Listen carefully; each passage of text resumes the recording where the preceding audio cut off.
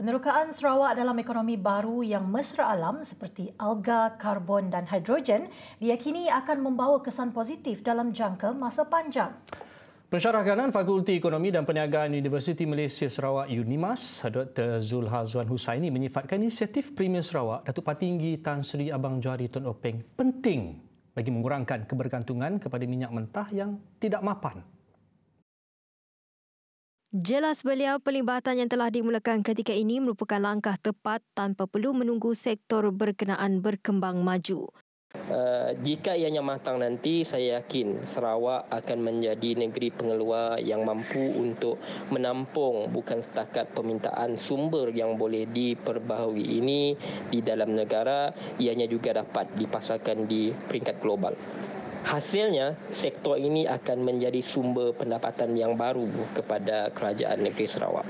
Mengulas lanjut, Zulhazwan berkata, pengenalan kepada ekonomi baru juga dapat menyediakan peluang pekerjaan dan perniagaan yang berkualiti kepada rakyat Sarawak.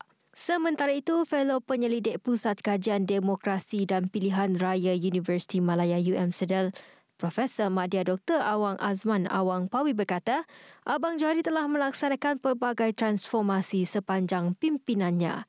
Beliau juga percaya Sarawak akan menjadi negeri maju menjelang 2030 menerusi pelbagai bidang. Dan kalau kita lihat di satu aspek lagi ialah Sarawak ketika ini merupakan negeri yang pertama mengeluarkan bahan api penerbangan mampan ataupun SAF berdasarkan alga. Jadi ini merupakan satu usaha Sarawak untuk membina ekonomi hijau ataupun hidrogen. Jadi beliau dikenali sebagai mengalakkan ekonomi hidrogen dalam mensasarkan dalam tempoh 5 hingga 10 tahun pendidikan pembangunan dalam teknologi elektrolisis.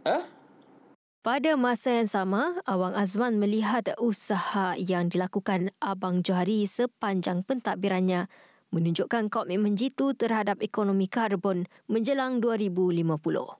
Premier kita dikenali tokoh yang menjadikan hub tenaga hijau, Sarawak menjadi hub tenaga hijau dalam membangunkan stesen bahan bakar bersepadu dan projek hidrogen untuk membangunkan suatu suasana baru yang dikenali sebagai ekonomi karbon. Jadi inilah keperluan masa akan datang untuk negara, untuk negeri Sarawak dan trend di peringkat global, dan ini telah beliau lakukan inisiatif. Beliau berkata demikian ketika dihubungi TVS pada Isnin.